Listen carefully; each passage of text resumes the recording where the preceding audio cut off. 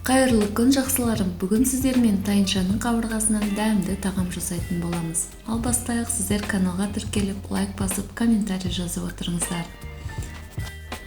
Қабырға әбден жібігенше қамыр илеп аламыз. Қамырдың иленуі менің каналымда бар. Кіріп көрсеңіздер болады. Осы видеоның астына сілтемесін қалдырып кетемін. Орташа қаттылықта қамыр илеп, оны тындыруға қоямыз. Майлы қабырғамызды үстіңгі етін қалдырып, осылай әдемілеп турап аламыз. Тағамға керек заттарды осы видеоның астындағы видеоның сипаттамасынан көре аласыздар. Қызып тұрған табаға аздап өсімдік майын құйып аламыз. Майымыз қызғаннан кейін туралған пияз бен етімізді салып қуырамыз. Бұл видеода мен жас сиырдың етін қолданып жатырмын.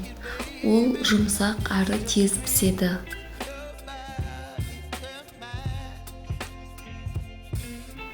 Дәміне қарай тұз бен қара бұрыш қосып араластырып аламыз.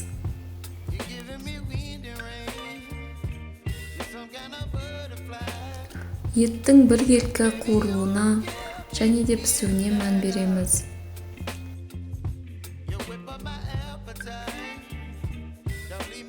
Аздап қуырып алғаннан кейін қақпағын жауып, ақырын отта біраз бұқтырамыз. Шамамен 10 минут өткеннен кейін үстіне қайнаған суды құйып, 15-20 минут қайнатамыз.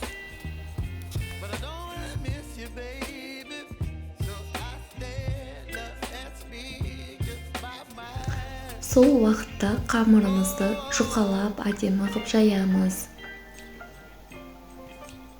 Жайылған қамырдың үстіне өсімдік майын құйып, барлық жеріне тиетіндей етіп жаймалаймыз.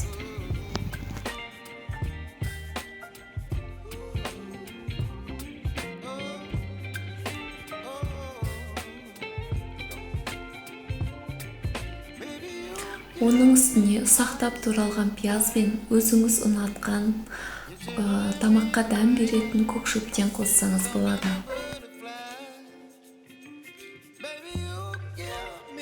Ары қарай видеода көрсетілгендей қамырымызды кесіп, бүктеп, нан салмамызды жасаймыз.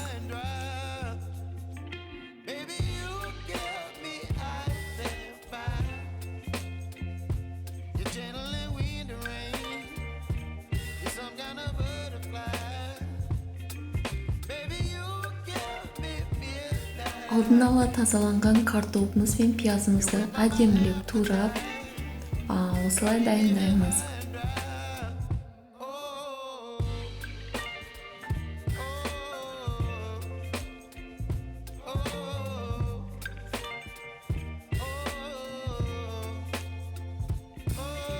Еттің үстіне картопымызды салып, жаймалап, оны аздап тұздап қоямыз. Картоптың үстіне дайындаған қамырымызды екі бүктеп, видеодағыдай саламыз.